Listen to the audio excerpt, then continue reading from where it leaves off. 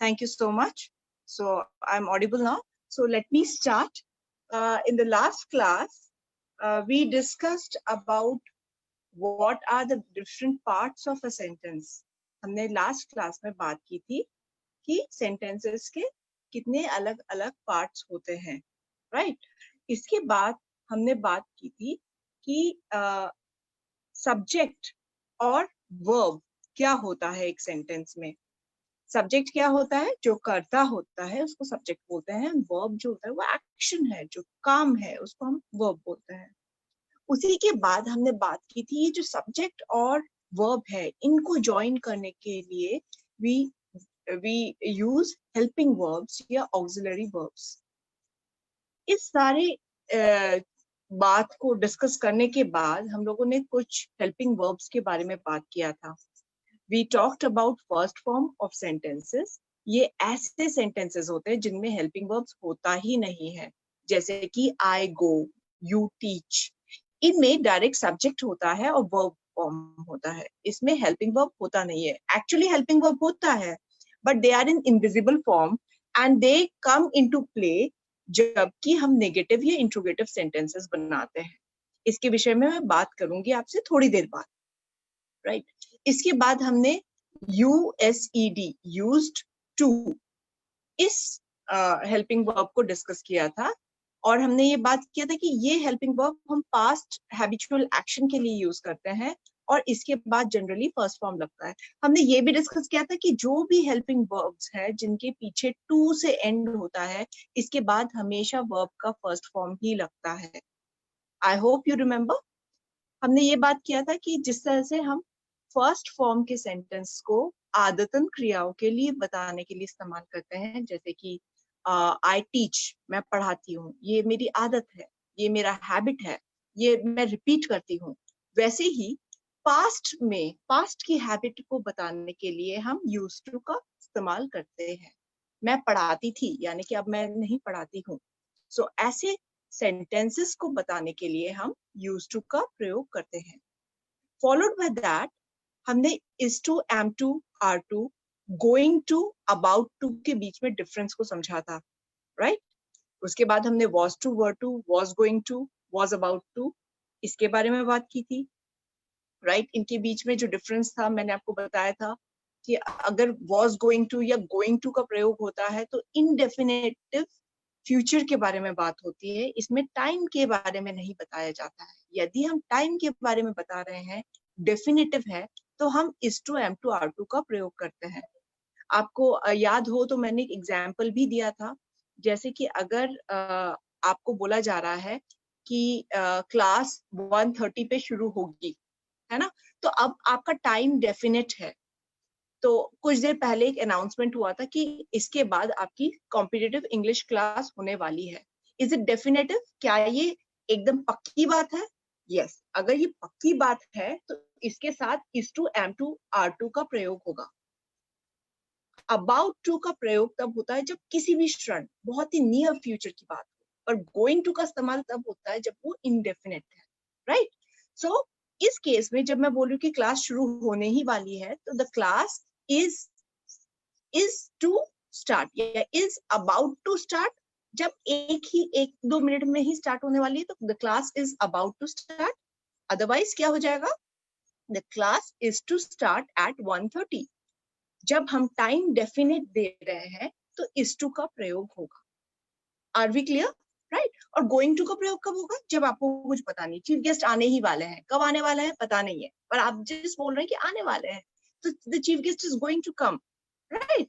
कब आने वाले? It is going to rain, बारिश होने वाली है. कब होने वाली है? डेफिनेटिव नहीं है. Is it clear? सो हमने इस के बीच में जो फर्क है इसको हम लोगों ने थोड़ा सा समझा था. Followed by that we also talked about was to, were to, was going to, was about to, the difference between that. Then we talked about has to, have to, compulsive, जो कि ऐसे फीलिंग को represent करता है जिसमें कि willingness show हो. had to, again past में विलिंगनेस को शो करने के लिए. has got to, have got to, had got to. इन सभी को डिस्कस करने के बाद हम लोग आए थे अपने कुछ नेक्स्ट फॉर्म्स में जो कि लास्ट में हमने डिस्कस किया था. इन चारों फॉर्म्स की बात करें, ठीक है। हमने कहा था कि ये जो अभी तक हमने पहले 8 फॉर्म्स देखे, ये प्रेजेंट के फॉर्म्स है, और हेल्पिंग वर्ब में ये सभी प्रेजेंट होने के बावजूद इनमें अंतर क्या है? इनमें अंतर है कि ये अलग अलग क्रिया के इमोशंस को जताते हैं, अलग अलग टाइमिंग ऑफ द वर्ब को जताते हैं, अलग अलग लेवल ऑफ कंप्लीशन को जताते हैं। तो पहले 8 were all present forms, every of the helping verb was of present form, but they represented different emotions. Same way, the coming forms are also present and past forms only. Simple present या simple past है, but ये continuity को जताते हैं। Continuity का मतलब क्या है? कोई काम हो रहा है, राइट? जैसे मैं अभी आपको पढ़ा रही हूँ, सो आई एम टीचिंग यू, ये कंटिन्यूअस काम है। फिर हमने बात की थी कि जो कंटिन्यूटी होती है ये 2 प्रकार की होती है, एक जो कि अभी चल रहा है, अभी कंटिन्यूअस है, और एक दूसरा जो कि शुरुआत तो पहले हो गई थी but in regular intervals continued. जैसे कि मैंने आपको एग्जांपल दिया था, ये जो कोचिंग क्लासेस स्टार्ट हुई है ये 25 तारीख से स्टार्ट हुई है, तो मैं आप लोगों के को 25 तारीख से पढ़ा रही हूँ।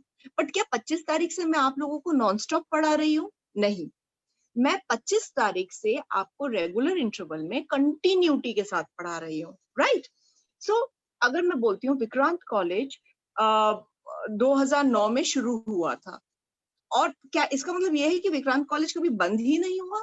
कि it's a continuous process, right? तो ये जो कंटिन्यूटी है ये 2 फॉर्म्स की है। पहला फॉर्म है कि मैं ऐसे अभी जो मिनट में चल रहा है इस कंटिन्यूटी की बात करूं, जिसको मैं is am are plus ING के फॉर्म में दर्शाती हूँ। और दूसरा ऐसे कंटिन्यूटी की बात करूं जो कि स्टार्ट किसी और टाइम पे हुआ है पर अभी तक कंटिन्यूअस है, राइट? ऐसे कंटिन्यूटी की जब मैं बात करती हूँ तो इसको बोला जाता है हैज बीन या फिर have been plus ING, right? Vikrant college has been running or has been going on, has been continuously serving students or has been educating students since 2009, right? Are you getting my point? So when I am talking about has been या have been, इसके साथ एक associated form आता है since या for का। एक question competitive में मैंने आप लोगों को बताया ही था कि एक क्वेश्चन सिंस या फॉर पे जरूर पूछा जाता है। आपको एक क्वेश्चन दे दिया जाता है और उसमें पूछा जाता है कि इसमें सिंस लगेगा या फॉर लगेगा। सिंस और फॉर में डिफरेंस क्या है? सिंस लगाने के बाद आप शुरुआत का टाइम बताते हैं, लाइक सिंस 1995, सिंस मॉर्निंग, सुबह से 1995 से, since may be since 5 days, the lockdown has been going on since 24th March, यानी कि 24th मार्च जो है वो शुरुआत का time.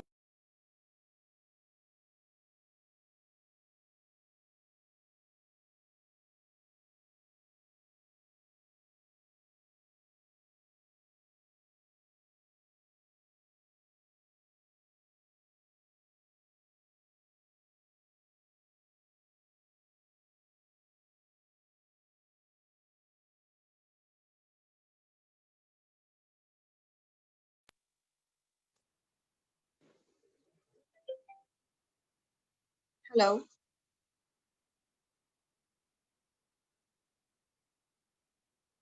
Hello, am I audible? Please,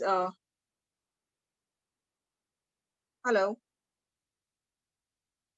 anybody who can, uh, am I audible? Fine, I presume I'm audible.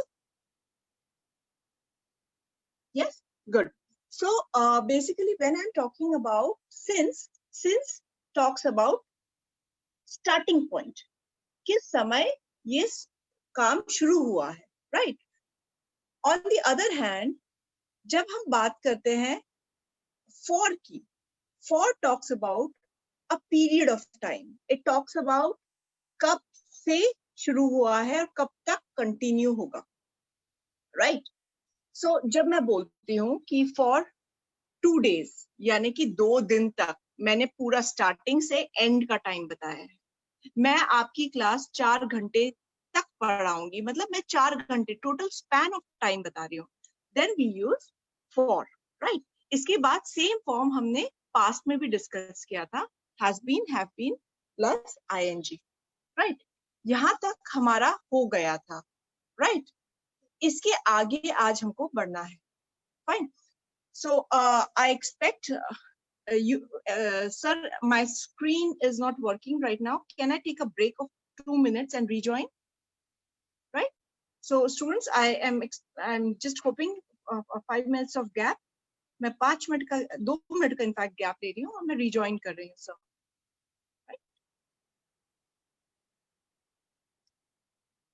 Okay. Meantime, let me ask you some questions, some trick questions. Let me see अगर आप समझ पाए हैं कि नहीं। I talk या I talks, क्या सही आंसर होगा? कौन बताएगा? Okay, you can write your answers on chat. Anybody who wishes to answer this question? I chats या I chat, कौन सा सही है? All right, I chat and he chat या he chats, कौन सा सही है?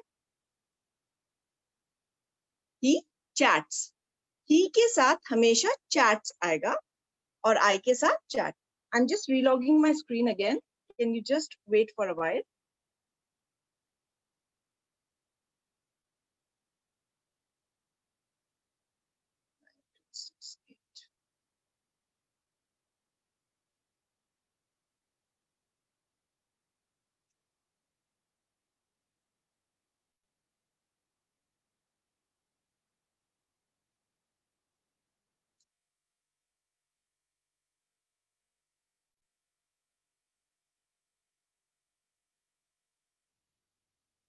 Fine. Meantime, can you see this? Right. So आगे के कुछ फॉर्म्स हेल्पिंग वर्ब्स जिनको मैं आज डिस्कस करने वाली हूँ, आप इनको लिख लें, ठीक है। First is has have plus third form, next is had plus third form, next is second form, then can, could have plus third form, should and should have plus third form, right? Now यहां तक तो हमने पढ़ लिया था कि since for कब लगता है, हैज बीन हैव बीन क्या होता है। आगे चलते हैं और इसको समझते हैं। Has have plus third form होता क्या है? Has have plus third form is talking about present completion of work, और इसके बाद हमेशा थर्ड फॉर्म ऑफ वर्ब ही लगता है, राइट। यानी कि क्या? जब मैं बोलती हूं मैंने अभी अभी आपको फर्स्ट 12 फॉर्म समझाए हैं, तो मैं हाल फिलहाल की बात कर रही हूँ। Just now I have completed my work. When I am talking about immediate finish और इमीडिएट कंप्लीशन ऑफ वर्क, मैं has have plus third form. I have, teach का थर्ड फॉर्म क्या होता है? Taught. I have taught you, right. I have finished my cup of coffee, मतलब मैंने ये cup of coffee अभी अभी फिनिश की है, right. I have explained you first 12 forms of the chart, मैंने अभी अभी आपको चार्ट को एक्सप्लेन किया है, हैज हैव के साथ थर्ड फॉर्म, राइट। इसके बाद आता है had plus third form. Again very important, इसको मैं हाईलाइट करना चाहूंगी और आप लोग सभी इसको लिख लें, क्योंकि इस पे भी बहुत अच्छा एक क्वेश्चन आता है, राइट। ये क्वेश्चन क्या है? ये जो has have plus third form है, ये अपने आप में आप कभी भी सिंगुलर फॉर्म में यूज नहीं कर सकते हैं। Had plus third form past के भी पास्ट को जताता है, राइट।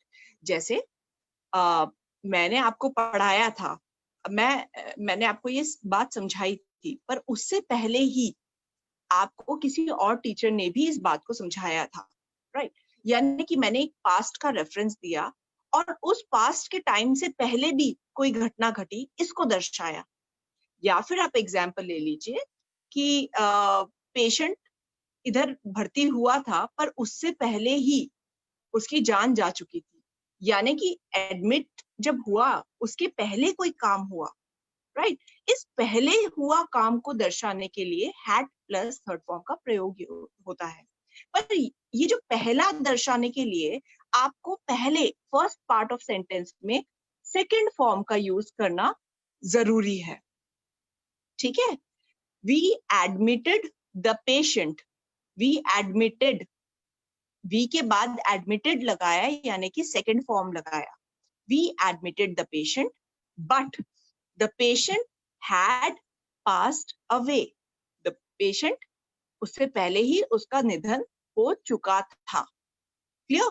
तो ये जो हैड प्लस थर्ड फॉर्म है ये कभी भी सिंगुलर डायरेक्ट फॉर्म में नहीं आता है, इससे पहले एडजेसेंट में एक सेकंड फॉर्म जरूर होता है। आई रीच्ड द स्टेशन, मैं स्टेशन पहुंचा था, राइट, पर ट्रेन उससे पहले ही जा चुकी थी, द ट्रेन हैड लेफ्ट, ठीक है। I completed my work but the last date had, the deadlines had reached, उससे पहले ही डेडलाइंस खत्म हो गई थी। Am I clear? Right. So has have plus third form जो कि immediate completion of work को दर्शाता है, had plus third form जो कि past के भी past को दर्शाता है, और second form जो कि simple past को दर्शाता है। simple past यानी कि past का कोई सा भी समय, अभी present का समय नहीं, past का कोई भी समय, right? ये accident या incidents के लिए ज्यादा यूज किया जाता है। What are accidents and incidents? जो एक बार घटे, राइट, जो बार बार घटे वो एक्सीडेंट या इंसिडेंट नहीं होता है। जो बार बार घटे तब हम कौन सा फॉर्म यूज करते हैं, क्या कोई बताएगा? मैंने अभी आपको पढ़ाया था used to, right.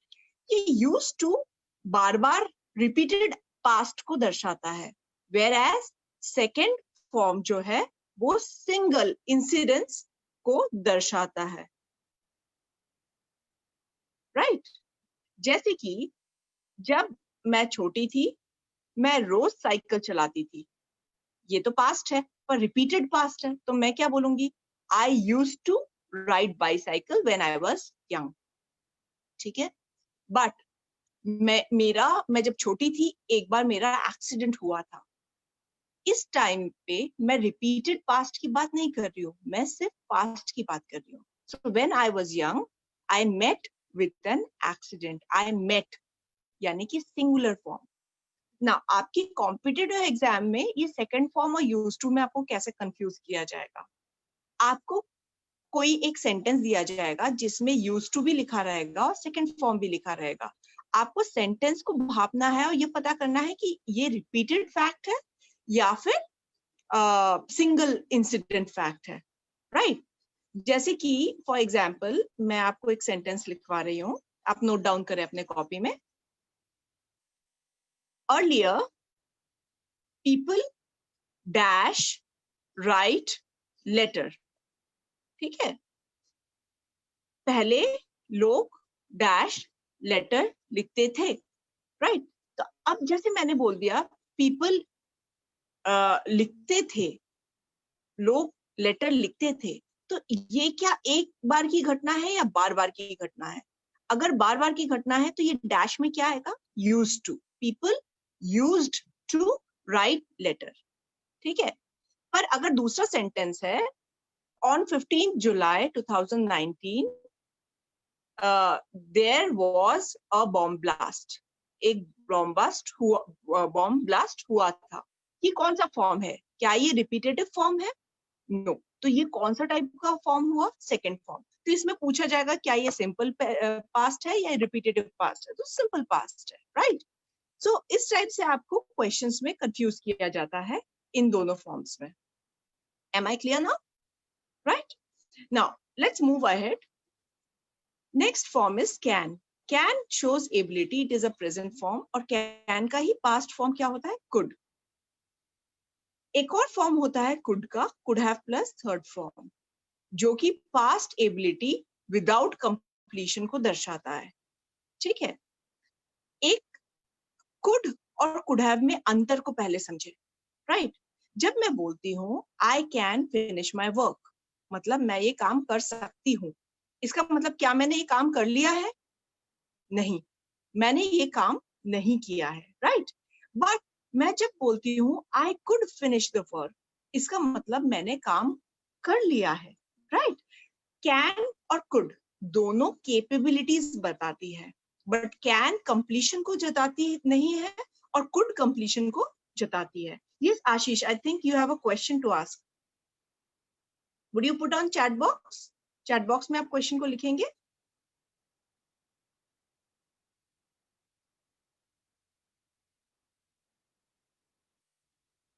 Yes, Ashish, you can write your question on the chat box.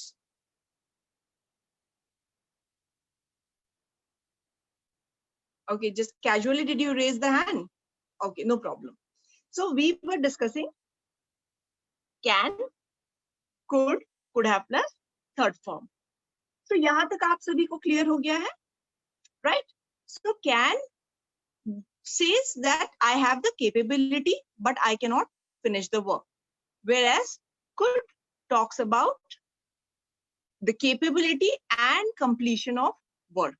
Right, I could finish it, मतलब मैंने ये काम कर लिया और अब मैं कैपेबिलिटी को दर्शा रही हूँ। Next is could have plus third form, यानी कि मैं ये काम कर सकती थी। That means you had the capability but the time is gone. Could have के बाद हमेशा third form of the verb लगता है। I could have wrote, I could have written, कौन सा सही होगा? कुड हैव के बाद third form of the verb, यानी कि I could have written, right? Next is should. Again, I should do it. I should have done it. Should have past form हो गया, right? Next is will. Will के बाद हमेशा first form of the verb आएगा. Will have to. इसके बाद हमेशा first form. Will be able to. Again first form. Will have plus third form, right? Will be plus ing. Might plus first form. Might have plus third form. Might be plus ing. Now, will के जो सारे forms होते हैं ये future forms होते हैं, right? और ये क्या दर्शाता है? आपके फ्यूचर प्लानिंग को दर्शाता है, right? Whereas might is a very tricky word, right? और might पे अगेन मैं इसको हाईलाइट करना चाहूंगी, might पे भी क्वेश्चंस आपकी कॉम्पिटिटिव एग्जाम्स में पूछे जाते हैं। किस तरह से पूछे जाते हैं? विल प्लानिंग को बताता है, जैसे कि मैं आपको कल मे बी आर्टिकल्स पढ़ाऊंगी तो ये मेरी प्लानिंग है, ये मेरा कमिटमेंट भी है। But I might teach you articles, इसका मतलब भी तकरीबन यही है कि मैं आपको आर्टिकल्स पढ़ाऊंगी, बट इस सेंटेंस के पहले मैं एक शायद लगा देती हूँ, राइट? शायद मैं आर्टिकल आपको पढ़ाऊंगी। जब मैं बोल रही हूँ I will teach you article, तो मैं आपको आर्टिकल पढ़ाऊंगी। I might teach you article, इसका मतलब है शायद मैं आर्टिकल पढ़ाऊंगी। पर ये हमारा कोलोकियल लैंग्वेज है। हमने बहुत लोगों को सुना है जो कि आई के साथ माइट का प्रयोग कर लेते हैं, या माइट हैव का प्रयोग कर लेते हैं, या माइट बी का प्रयोग कर लेते हैं। But in reality, in grammatical world, this is totally wrong, ठीक है? इंग्लिश में ऐसा बोला जाता है कि आप अपने आप पे शक कैसे कर सकते हैं, आप अपने साथ माइट का प्रयोग कैसे कर सकते हैं, राइट? जैसे कि अगर मैं बोलती हूँ शायद मैं आज खाना बनाऊंगी, क्या मुझे पता नहीं है मैं खाना बनाऊंगी या मैं नहीं बनाऊंगी? मुझे पता है, I can not doubt my self. So always please remember, questions में आपको आई या यू के साथ माइट का सवाल किया जाएगा और पूछा जाएगा क्या ये सेंटेंस करेक्ट है, ये रॉन्ग है। The answer is the sentence is wrong. With I and you, might is never used in English forms, right? आप may यूज कर सकते हो, बट might यूज नहीं कर सकते हो। He might do it, वो ये काम करेगा, शायद वो ये काम करेगा, ये सेंटेंस करेक्ट है। ये सेंटेंस करेक्ट क्यों है?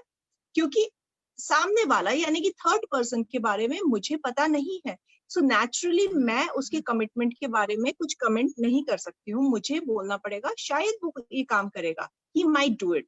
This is a right sentence. But अगर मैं बोलती हूँ I might teach you, it's a wrong sentence, क्योंकि मैं अपने आप पे डाउट नहीं कर सकती हूँ. एट द सेम टाइम मैं आपके ऊपर भी डाउट नहीं कर सकती हूँ. I cannot say you might do it, शायद आप ये करोगे.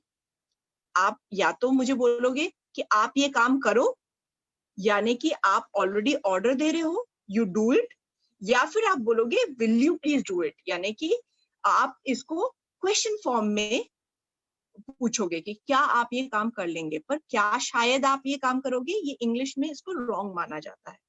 एम आई क्लियर ना? राइट. सो ये जो हाईलाइटेड पार्ट है, इन पे आप ज्यादा ध्यान दें, इन पे क्वेश्चंस ट्विस्ट होके आते ही हैं. राइट. मैं आपको कुछ आज एग्जांपल्स देना चाहती हूँ. Can you see, all of you, can you see the screen? Okay.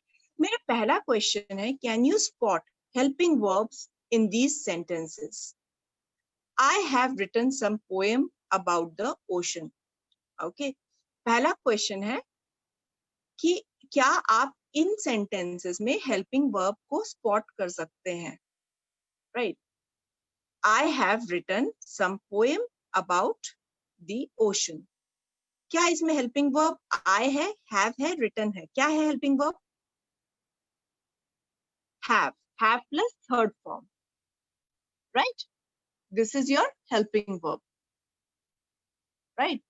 Same way, next question में what is the helping verb? My teacher. My teacher इस sentence में क्या है? Subject है. Is reading them now. Reading क्या है? क्रिया है. Them object है. Now time को बता रहा है. तो helping verb क्या है? जो कि subject, my teacher और verb के बीच में है. Verb क्या है? Reading. तो इसके बीच में मेरा helping verb क्या है? Is. Right? क्लियर? और इसके साथ कौन सा वर्ब का फॉर्म आया? आईएनजी फॉर्म, यानी कि फोर्थ फॉर्म आया. राइट. यहाँ पे कौन सा फॉर्म आया है? हैज हैव के साथ कौन सा फॉर्म आया है? थर्ड फॉर्म, जो कि हमने चार्ट में देखा था. Right. Now let us go forward. We had decided to put the poem in a book. We यहाँ पे कौन है? सब्जेक्ट है. डिसाइड क्या हुआ? काम हुआ, है ना, वर्ब हुआ. सब्जेक्ट और वर्ब डिसाइड के बीच में क्या आप बता सकते हैं? कोई चैट बॉक्स में लिख सकता है कि ऑब्जेक्ट क्या है? Right, had. Very nice Ganesh. या नेक्स्ट सेंटेंस में what is the helping verb? Who will tell? Chat box में you can write. Mister chance will put our book on the shelf. Can you highlight which is the helping verb? Very nice. Will. Will is the helping verb. Very nice. All of you need to participate. आप सभी को participate करना है class में. Right? Very nice. Very nice, Ganesh. Right. Now, let me move forward. तो आपको ये concept clear हो गया, helping verbs क्या है? Right. Now, let us see कि आपको questions कैसे आएंगे. Right. I have instead of multiple choice, मैंने दो ऑप्शंस रखे हैं ताकि हम लोग क्विकली इन क्वेश्चंस को समझ सके. पहला क्वेश्चन है I talk या I talks. Which is the right answer? I talk. Very nice. Right? So talks is not right. I talk is the right answer. Next, he can cooks. Yeah, he cooks. Which is the right answer? He can. See, he cooks is right, Anshika, right? He cooks, वह खाना बनाता है, is right. But यहाँ पे क्योंकि can दिया हुआ है, आपको सिर्फ फर्स्ट फॉर्म यूज करना है. ये SES सिर्फ फर्स्ट फॉर्म वाले सेंटेंस में ही आता है. राइट. जब आपका कोई हेल्पिंग वर्ब बीच में आ गया तो एस फॉर्म नहीं आता है. राइट. तो यहाँ पे हो जाएगा he can cook. Right. Do you get it? Clear? Next, I have a suggestion for all of you. Agar if possible, there is a channel in YouTube, Chatterjee Sir's Spoken English Class. ठीक है? उस channel of YouTube में आप please जाए और वहां पे एक SES कॉन्सेप्ट है, इसको आप लोग एक बार और पढ़ ले. मैं आपके व्हाट्सएप ग्रुप जो है उसमें लिंक्स भेज दूंगी. Please go through that concept. आपके ये जो कुक का जो कॉन्सेप्ट है ये और भी अच्छा साउंड हो जाएगा. Right right. Now, can anybody tell me for the next answer? He should have wrote, he should have written. क्या होगा सही answer? Yes, chat box. Let's see. A lot of messages coming. Correct, Ritesh. He should have written. Yeah, Ganesh. Correct. Yes, I think all of you have understood very well. That's very nice. Very nice. So, this is the correct answer. He should have written. Right. Next question. Can anybody answer? He might play. He might played. He might play. Might के बाद directly हमेशा first form आता है. Very nice. Right. So basically जो मैंने आपको अभी verb forms दिए हैं, इनको ध्यान रखिए. अगर might have लिखा है तो third form आएगा, might be लिखा है तो ing form आएगा, will be है तो ing form आएगा, and all. I will be forwarding you the details. आप लोगों के जो chat box है, जो work, what do you say, WhatsApp group hai, I will be forwarding you the details, right? Let's go to the next question. Author narrate oblique author narrated the story. See friends, इसमें अगर author लिखा है, which is a singular form, right? इसके बाद अगर narrate लिखा है, तो क्या ये सही option होगा? नहीं. Since author is singular, अगर ये फर्स्ट फॉर्म सेंटेंस होता तो ये नरेट की जगह नरेट्स होता. राइट. यानी कि ये ऑप्शन तो गलत है. नेक्स्ट ऑप्शन लिखा है narrated, simple past form. Is it right? For this sentence it is right. Author narrated the story. Author ने स्टोरी को नरेट किया था. So I think this is the right answer. Right. Yeah, do you get it? अगर यहाँ पे S लिखा होता, narrates, author narrates, तो ये भी सही आंसर होता. Author narrates the story, correct sentence. Author narrated the story, correct sentence. But author narrate the story, wrong. Author singular है तो उसके जस्ट नेक्स्ट वाले वर्ड में एक एस या ईएस जरूर आएगा. राइट. नेक्स्ट है मेसन. मेसन्स, ये क्या है? मेसन्स प्लूरल फॉर्म है. Right. Masons, since it's a plural form, next में बिल्ड्स नहीं आएगा, बिल्ड आ सकता है. Right. Do you get it? तो इस सेंटेंस में क्या सही फॉर्म होगा, कौन बताएगा? चैट बॉक्स में you can right. Masons build house. Very nice, very nice. Shubh correct answer. Anushka correct answer. Anshika correct answer. Ganesh, masons correct answer. Right. So masons build house. Right. अब मान लीजिए this is correct answer for this question.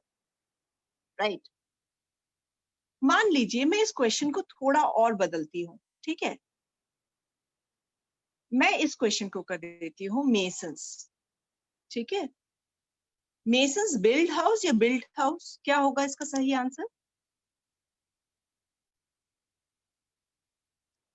अगर ये mason है तो build होगा या builds होगा? विच is the correct answer?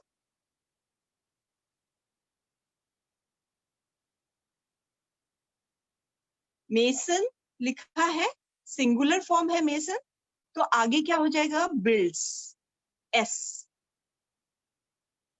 Right. अगर मैं मेसन्स बोलती हूं तो build, masons build, mason builds. Do you get it? There is one more form. B-U-I-L-T, built. Masons built houses. Is it correct? Yes or no? Masons built house. Is this a correct sentence? क्या ये सही हो सकता है? Yes, it can be right. है ना? क्यों correct हो सकता है ये? Because built जो है ये second form of sentence है. Built, build, built, built, building, right? So you have to understand which form is it. Mason के साथ BUILT built भी करेक्ट आंसर है. हाल फिलहाल क्योंकि ये इसमें S था तो हमने करेक्ट आंसर इसको बोला था, राइट? बिल्ड को बोला था. दोनों आंसर्स इसमें करेक्ट होंगे, right? Next question, plants. Plants grow.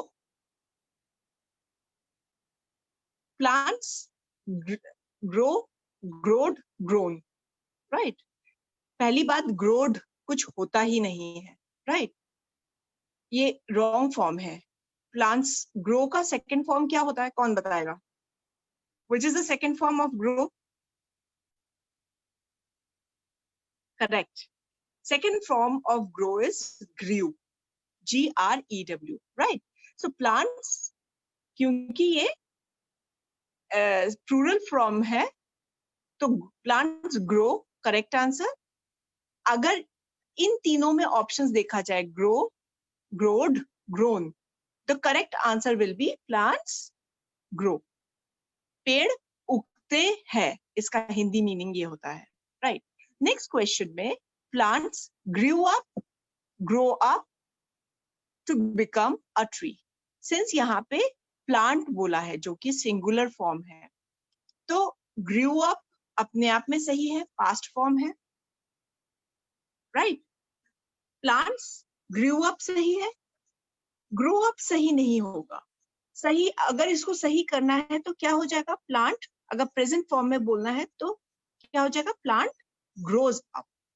अगर आपको ग्रो अप लिखा है, प्लांट सिंगुलर है और ऑप्शन में ग्रो अप लिखा है, तो आप उस ऑप्शन को चुनेंगे नहीं क्योंकि उसमें एस नहीं लिखा है. Do you get it? So plants grew up oblique grow up to become a tree. Which is the correct option? Plants grew up, क्योंकि ये सिंपल पास्ट है, राइट? ग्रो अप सही होता अगर उसमें एक एस होता. Plant grows up to become a tree. Am I clear? Let's go to the next section. Rohan will be able to bringing vegetables from the market.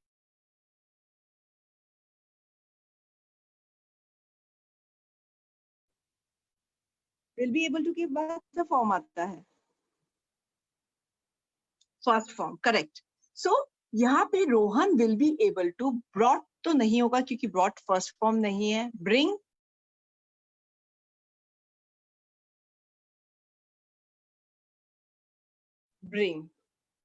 right?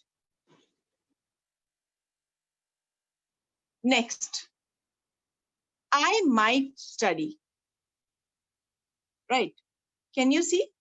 I might oblique may study in the evening. अभी हमने बात की थी कुछ देर पहले कि I के साथ may आएगा या might आएगा. Which will be the correct?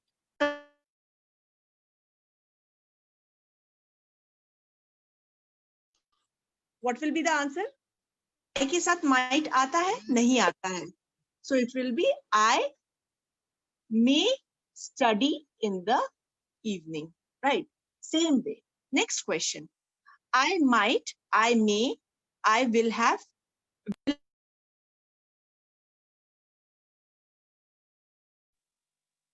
Right. So which is the correct answer? Who will tell?